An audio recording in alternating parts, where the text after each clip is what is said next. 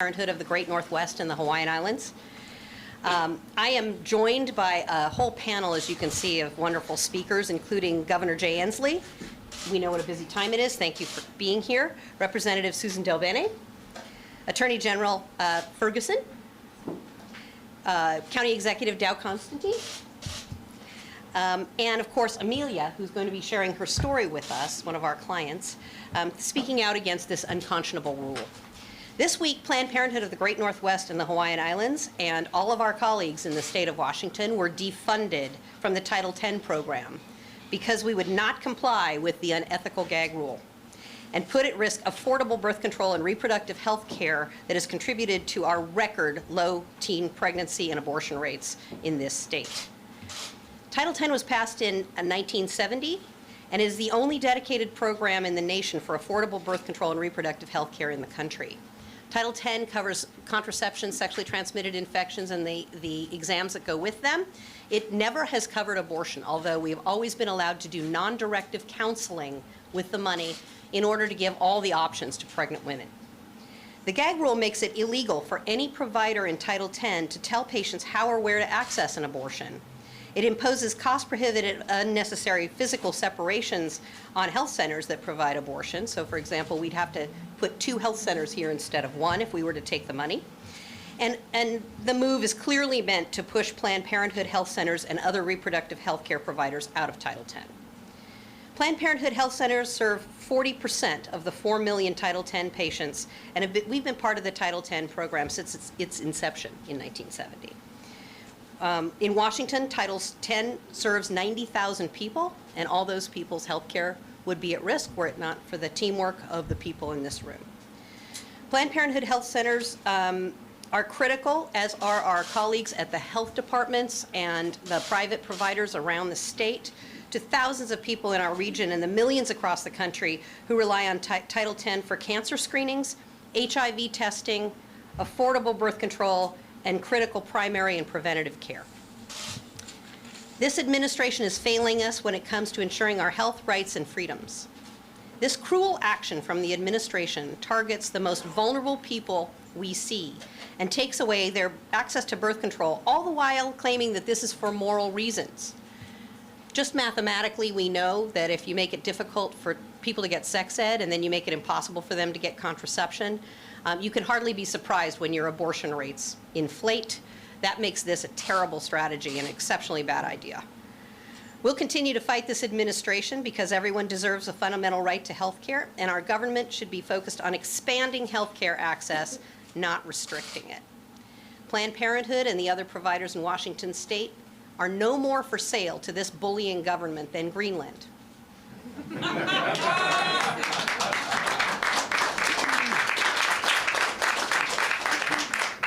So now I would like to turn it over to a very important person on this panel, Amelia, one of our patients, to tell her story. Come on over, Amelia.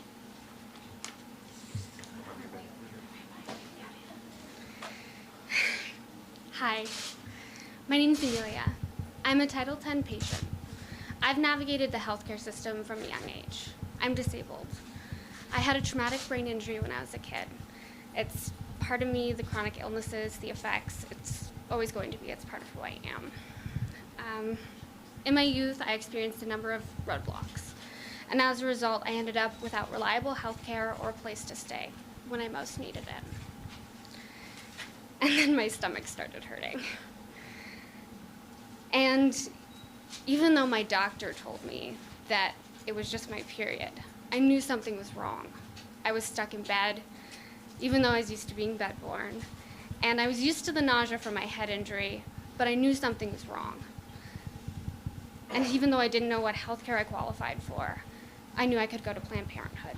And so I made an appointment, and I showed up. And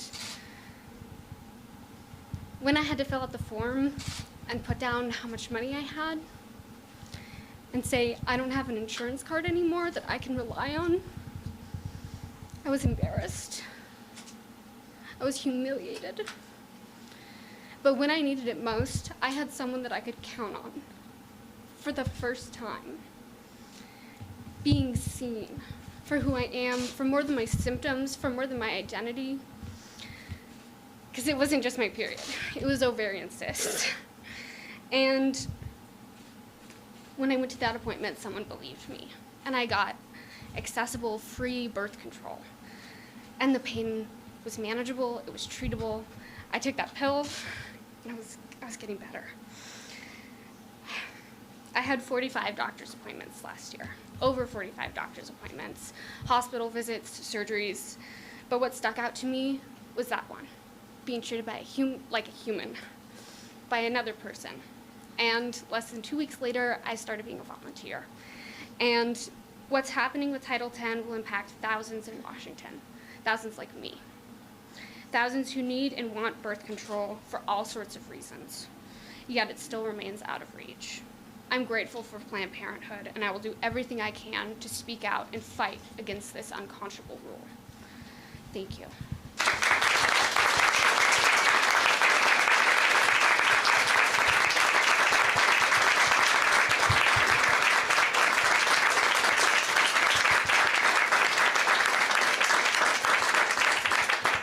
And now it's over to Governor Inslee.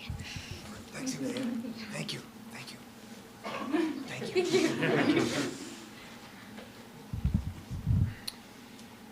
Good morning. I am proud to be a Washingtonian. One of the reasons is when any Washingtonian is under attack, we rally to Washingtonians' aid. And today we're rallying to Amelia and all the tens of thousands of people in Washington that she represents. It is a sad fact, but it is a true fact, that an American president is involved in an attack on women's rights that is unprecedented. And so Washington State is fighting back. And we have unequaled resolve not to be bullied into submission in this case. We need to understand what this is. A woman's right to choice is guaranteed by the United States Constitution. And there is nothing Donald Trump can tweet to wash away that central fact. And yet, what he is trying to do is to deprive the Amelias of the world for reproductive health care. And I will say this with certainty. Reproductive health care is health care. And this gag rule is nothing more than forced malpractice. Doctors have an obligation to share information that is medically appropriate. Their patients depended on it. But Donald Trump is trying to force them, in effect, to commit malpractice involving these women who need treatment. And as a result, people are not getting birth control. What a brilliant idea, if you want fewer abortions, is to deny people birth control. This is one of the dumbest moves of the Trump administration in a long list. But we will not be bullied. We will not be coerced. We will not be blackmailed or threatened, because this is basic health care. So we will not comply with their dangerous, unconstitutional, illegal rules. We will make sure that this health care continues for the Amelias of the world. And I want to thank the team that's been involved in this effort. Our legislators who've been there big time, Constantine, who's been a great leader in health care in our county, Planned Parenthood and our health care providers that are standing tall. Simply put, women's lives matter, women's livelihoods matter, women's health care matter. We're going to stand up for that. Now, I want to introduce a guy who's been doing great work. He's involved in litigation on this subject. Right now, he is 21, or is it 22? 21. It is 21-0 against the Trump administration. Here's Bob Ferguson, who's been doing some good work.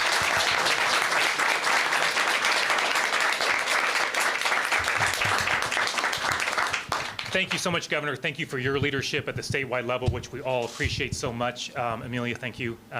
We were chatting beforehand about how at an event like this, it's the most effective spokesperson at any event like this is someone who's directly impacted by a policy, and that's true every time. And so, Amelia, thank you so much. It's not easy to stand in front of a lot of folks here, and you did a really beautiful job. So thank you very much. And Chris, thank you, and everybody here at Planned Parenthood, the volunteers, the folks who work here, the supporters. We greatly appreciate all that you do.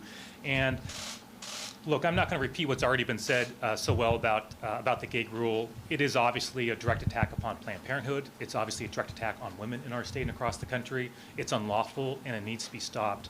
What I'll just say briefly is give you a quick update on the status of our litigation. We've worked very closely, obviously, with Planned Parenthood and the folks in this room. But just a quick update. As many of you know, we filed litigation challenging the administration here in Washington State. We filed a lawsuit. We were successful in getting an injunction at the trial court level. The Ninth Circuit Court of Appeals removed that injunction, which was unfortunate from our standpoint. I'm joined today by Noel Purcell, our Solicitor General. What's next on that litigation is a hearing on September 23rd, I believe, before a larger Ninth Circuit panel, in which we'll be seeking to have that injunction put back in place. Just to be clear, if we win, the injunction's in place. That puts a stop to the rule as the litigation goes forward. If we lose, we're simply right back where we started, which is before the trial court in the Eastern District of Washington. So an injunction, as you all know, puts a temporary stop to something. It's not a ruling on the merits. In other words, if we're not successful in getting the injunction, we are litigating this. It becomes a marathon, not a sprint at that point. I just want to assure everybody here that Noah, myself, the team in the AG's office, we are deeply committed to this effort for however long it takes, injunction or no injunction. We're confident in the ultimate outcome of this case. We have not lost a case yet against this administration. I can tell you we sure as hell don't plan on starting with this case. And so it's a long battle, but the team is very, very committed to doing this work over the long haul as this case goes forward. I now want to turn it over to someone who's fighting this fight at the federal level, Congresswoman Susan Del Bene, who's just been, throughout her life and her career in public service, been a strong advocate on many fronts, but especially for women and access to their reproductive rights. Please welcome Congresswoman Susan Del Bene.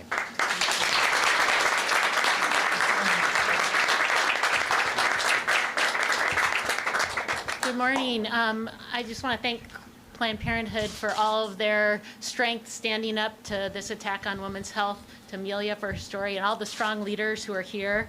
Because it's no secret that women are under attack from the Trump administration, and the Title X gag rule is just one of the most egregious actions we've seen so far. Title X serves roughly 4 million women nationwide, thanks to grants that go to organizations like Planned Parenthood. And that includes funding for family planning services like birth control, like pregnancy tests and STD screenings. Roughly 40% of the Title X patients utilize Planned Parenthood services, which translates into 1.5 million women across our country. I commend Planned Parenthood for the independent and important work that they do, for their courage to stand up to a president who only seeks to bully, to strip women of their rights to quality health care. This is a deeply personal issue for women across the country. As Planned Parenthood has been telling women across the country, they are open today and they will be open tomorrow because they know how important this fight is for women.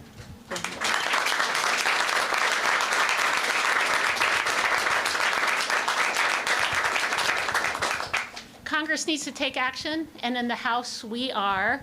In the House-passed spending bill for the next fiscal year, we included specific language to protect Title X and prohibit the administration's gag rule from going into effect.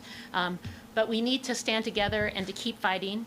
The Trump administration has shown all of us they'll stop at nothing to hurt a woman's ability to access reproductive care.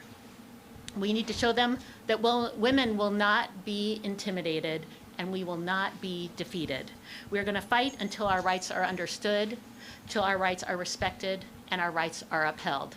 Thank you, and thanks to everyone for being here. I want to introduce another strong leader that we are so fortunate to have in our region standing up for women's rights, King County Executive Dow Constantine.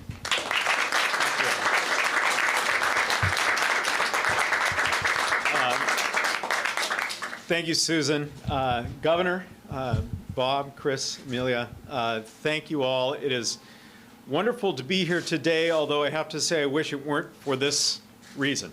Once again, we're fighting an anti-health, anti-woman, and anti-family policies of the Trump administration. They seem to roll out like they're coming off a factory production line. Today, we're talking about the attack on Title X, which, as you've already heard, has served low-income women effectively for years across this country. By any measure, King County is a remarkable family planning success story. Title X, Planned Parenthood, King County Public Health have all been critical to this success. Over the past decade, we have reduced the teen birth rate in King County by 68%.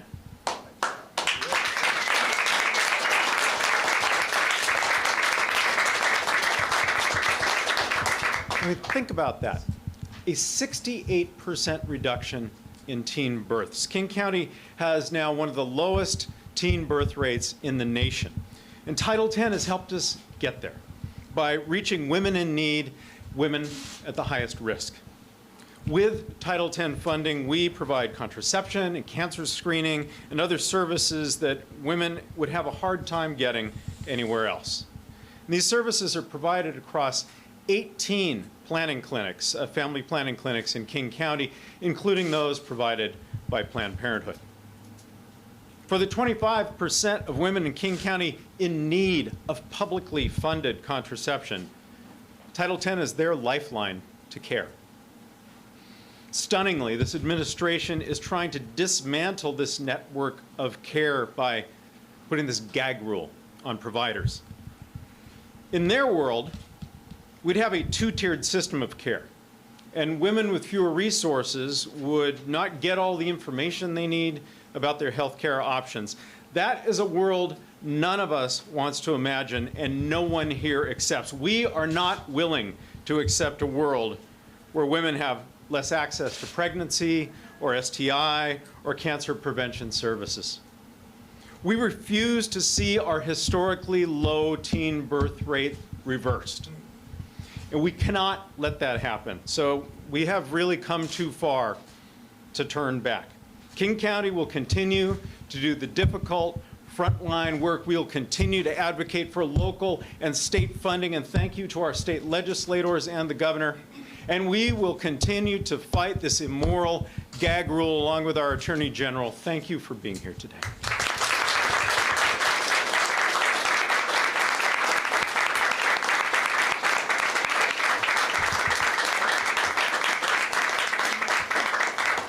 So now the panel is open to take questions on the Title X issue. Governor, you said that the state won't comply with the rules. Can you give a little more detail on what that looks like? Will notice be sent out to providers from the Department of Health, or how do you inform providers that the state? John, do you want to talk about the provision? Basically, I'm going to ask John to talk about the details, but basically, we're going to make sure these services are provided to the Amelias of the world.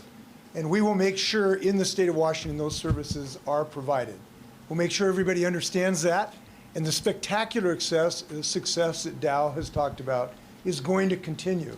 And the reason I'm confident, in part, is because our legislators have been so stalwart on this, and we have so many of them here today. This is a deeply held value in Washington State, and if I'm confident of anything, it's that these services will continue. John, you want to talk about the procedure? Yep. Thank you, John Weisman, Washington State Secretary of Health. So on Monday, we sent to the federal government our plan to continue providing the full range of comprehensive reproductive health services in this state using state-only dollars while the litigation continued. We received a response from the federal government yesterday indicating that was unacceptable and that we either needed to relinquish our dollars or essentially put at risk any future funding that the State Department of Health might get from the federal government.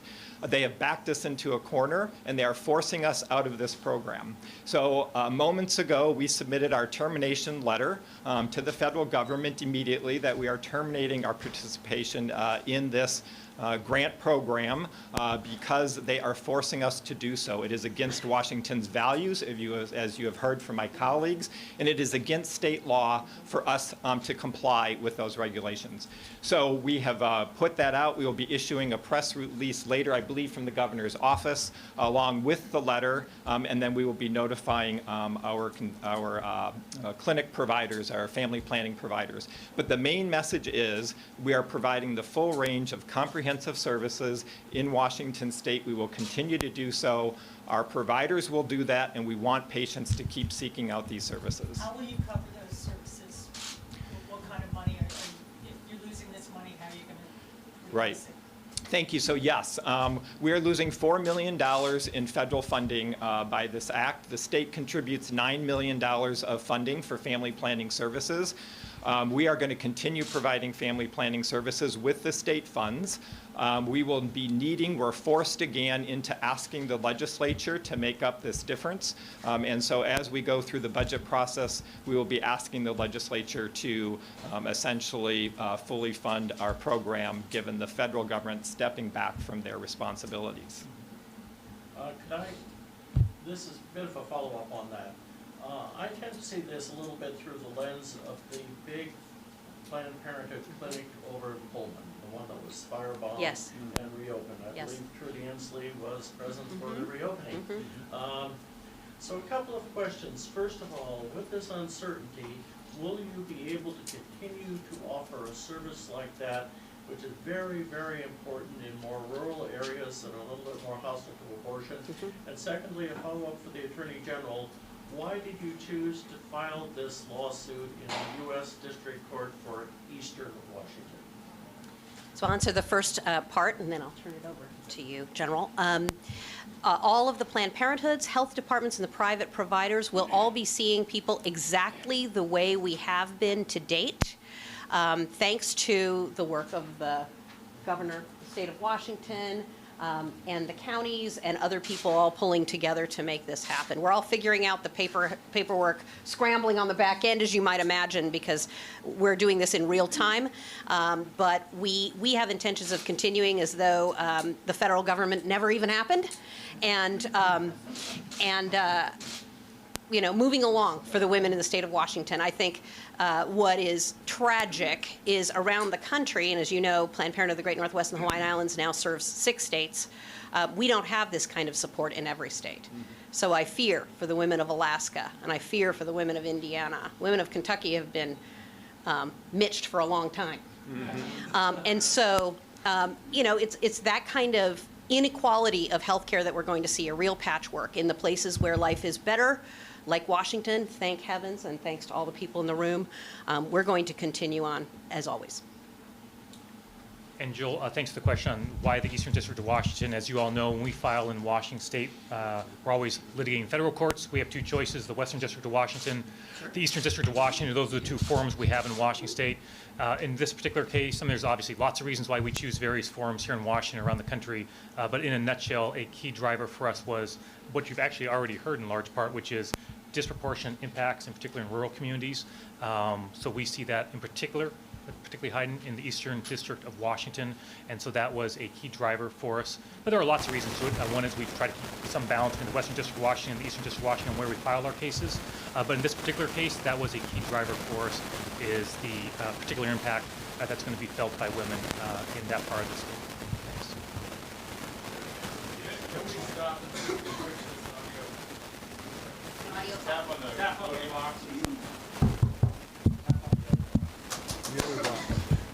I'm tapping.